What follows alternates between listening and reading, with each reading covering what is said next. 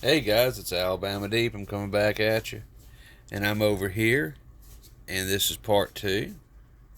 And this is what I've accomplished. I know. I just couldn't wait to get that second hand on there. So I have done so. And you can see it's ticking away merrily, happily ever after. So far, so good. Let's move it up so you can see it in the completely as it should be. There we go. Okay, so it's keeping very good time. It's almost right on the money with what it should be doing. Hands are clearing each other perfectly. It is suspended above the dial just a bit. You can see as we come in here, you can see the shadow coming underneath the hour hand, the shadow coming under the second hand, and if this was over this direction, you could definitely see, mainly down here at the tip, there's a small shadow there. So it's not touching the dial at all. It is ticking away. I have a temporary crown on it right now, and I would oh so love to go ahead and put it in its lovely little case here. And I have actually thought about that. I like, oh, let's just get it in there. And I want to so bad. I mean, I really do. So, I don't know if I should. Oh, I don't know. This is kind of the moment I was waiting on, isn't it? I noticed that let's see here. I believe there is a gasket on there. Let me get in with my optics. I'm trying to remember if I put a gasket on this thing or not. Let's zoom out. Let's just see if I have a gasket on this case. So I do need a gasket. Gaskets are very important. I do. I have a gasket on there. I'm looking at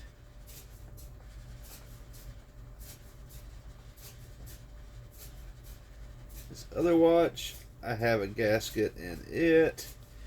Perfect. So, I'm wanting to do this so badly, but I know it could also go so wrong.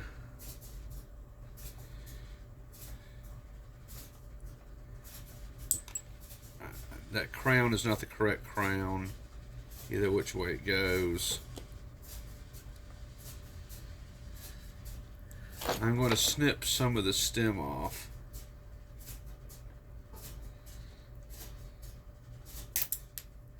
Because I know I don't need all of that stem.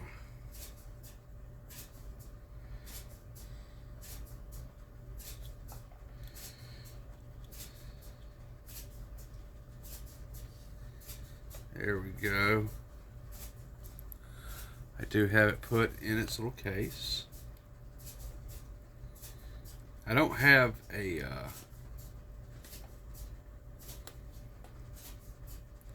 movement spacer, I don't think. Let me see. What would this big motherfucker do?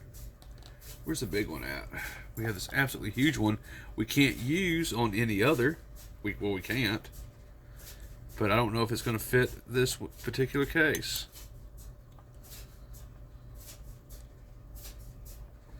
See, that's just not going to go.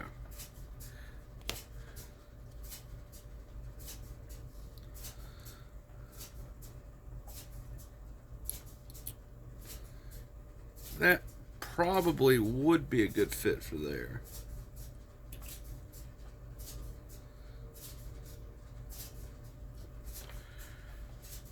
Probably so.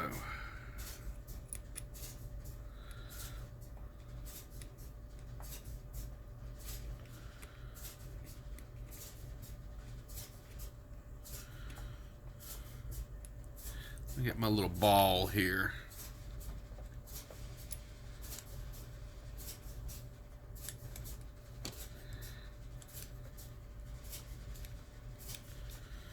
And I don't think that's going to work with that movement ring.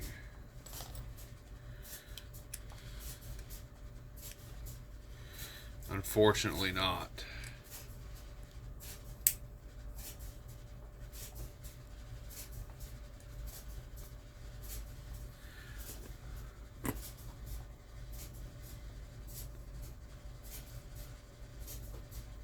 Wow, guys. We have it in there. Let's zoom in.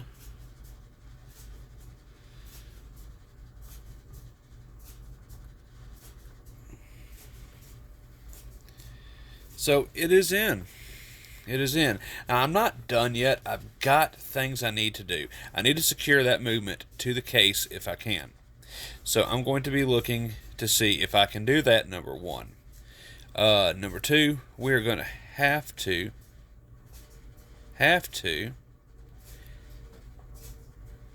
find ourselves a crown that is going to be worthy of this case, because right now we don't. We don't have the proper crown to attach.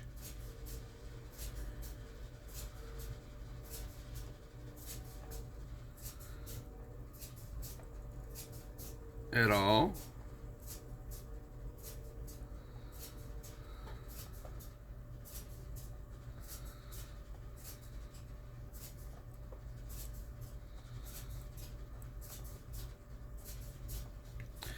We don't have the proper crown,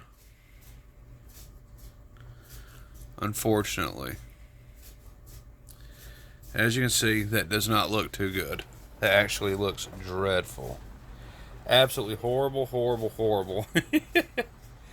But you know, for right now, guys, this is what we have. All in all, hey, you know what? Alabama Deep will take it. I will take that for $1. So we're going to go ahead and we're going to conclude this build from right now. We got to get rid of this ugly scratch up to come. We got to find the proper crown for it. And then we have to secure the movement to the case. Although right now, the thickness of the movement is nice enough, the movement won't move around. And that's fine. I already knew that was going to happen. I knew that the 28-24 clone movement was the exact same size as the back. So the spoon will not spin, but you can still wind it. And I think right now that's perfectly fine for me. I have no issues with that. None whatsoever. But one thing that I do need to find is a crown for this movement. And then we also need to put it onto a nice bracelet or strap. And I'm really thinking I'm going to go for a strap on that. And if we're going to go for a strap on it, then there's a few other things that I'll need to create, because I just don't like using an ordinary strap. Because the ordinary straps, they'll come with this regular buckle. And I have found a nifty little supplier of Rolex buckles. Now, of course, we know that they're not legitimate buckles, you know, but, you know, I'm trying to do things on a budget. But as you can see, these buckles are fairly nice for the money that I pay for them. So I have a gold one of these. I'll probably use that. We'll use that nice alligator strap, and then we will change it out for a Rolex buckle, and then we'll just attach to the watch with the crown. We'll figure out what to do with that scratch that we have, and I will have a very nice watch until I can find the proper movement for it. Wouldn't you agree? I would agree.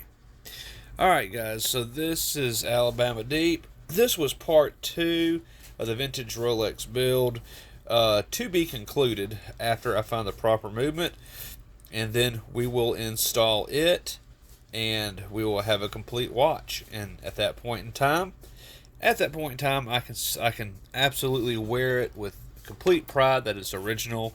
Until then, I will find myself a nice crown for $100. Get that scratch out, put a nice little strap on it, and I will wear it until I save up the money for the movement. So, alright, guys, I am gone, and I hope y'all have enjoyed this. If you have any questions, please comment below. And I can tell you a little bit more. I know one of the questions I can answer for you right now is where do you find your Rolex parts? And my friends, the only answer I can give you for that is eBay. And I find really good deals, extremely good deals. This Rolex case right here, it is gold, Rolex gold, and I paid, what was it, $250 for it? Not bad, huh? So yeah, I mean, I find deals like that all the time. The dial was about $150 because it's old new stock, but it is vintage. But that was within itself a tremendous deal. So really, what, $400 I have in it right now, plus the cheap movement, hands, and temporary crown. So I've got a couple more $100 to go, or actually several hundred more dollars to go, because I got to buy the movement for this, the actual movement, and I can't wait to assemble that and show you guys how I install that when the time comes. So until then, to be continued. Vintage Rolex build part 2 is now over. Thanks for watching, guys. I hope you enjoy your night.